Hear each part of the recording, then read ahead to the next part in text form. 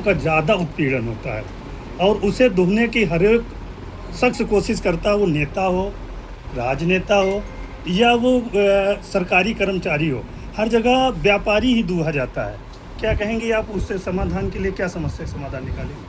देखिए, जैसा कि ये देखा जा रहा है पूरे हमारी सरकार में व्यापारी सरकार की रीढ़ की हड्डी है, हमारे राज्य की रीढ़ की हड्डी है और इस पर निरंतर हम लोग कार्य कर रहे हैं। यदि कहीं भी व्यापारियों के साथ अन्याय होता है, कहीं भी कोई परेशानी आती है तो हम संगठित होते हैं और उनके खिलाफ विरोध प्रदर्शन भी करते हैं। ऐसा नहीं है कि व्यापारियों के साथ जहाँ भी कुछ भी गलत होता है तो हम सब एकजुट होकर उनके खिलाफ आवाज़ उठाते हैं।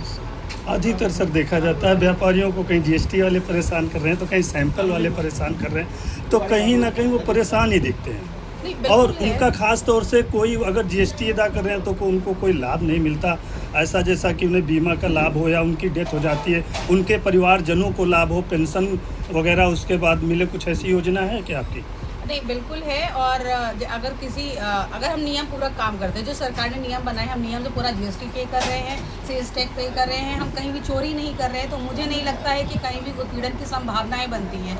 आप ज़्यादातर अगर उठा के देखें, सबका डेटा चेक करें तो उनको ही परेशानी होती है जो चोरी कर रहे होते हैं, कहीं कुछ गलत कार्य में लिप्त होते हैं। मेरी भी अपनी कंपनी है और मैं टाइमली पूरा पे करती हूँ सरकार को, पूरी जीएसटी हो, सेल्स टैक्स हो, रिटर्न हो, हर चीज़ हमेशा होती है। मुझे तो कभी कोई उत्पीड़न का सामना नहीं करना पड़ा। हाँ, यदि कहीं पर अगर कहीं मनमानी होती है, कहीं अगर लगता है कि कोई ज़बरदस्ती कर रहा है तो उस पर हम सब साथ होते हैं, बैठते हैं और उसकी समस्या का समाधान करते हैं। जैसा कि अगर त्यौहार आ जाते हैं, त्यौहार नज़दीक आते हैं तो सैंपल की प्रक्रिया शुरू हो जाती है। अगर एग्रीकल्चर की बात की जाए तो एग्रीकल्चर के अधिकारी सैंपल भरने लगते हैं और उसे उत्पीड़न ही तो कहेंगे। सैंपल बिल्कुल कलेक्ट किए जाते हैं ताकि लोगों तक सही चीज़ जाए, सही प्रोडक्ट जाए, सही लोगों को उसका बुक करना है तो बिल्कुल सैंपल तो कलेक्ट किए ही जाएंगे। ये भी तो एक नियम है। लेकिन वो नियम के तहत नहीं किए जाते। अगर जेब गर्म कर दी जाए तो वो सैंपल वापस हो जाते हैं। नहीं, तो अगर देखिए, जहाँ पर भी करप्शन है, भ्रष्टाचार है, तो उस भ्रष्टाचार का बढ़ावा देने वाले हम हैं।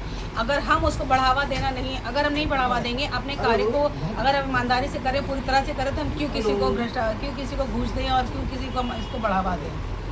शुरुआत हमसे ही होती है।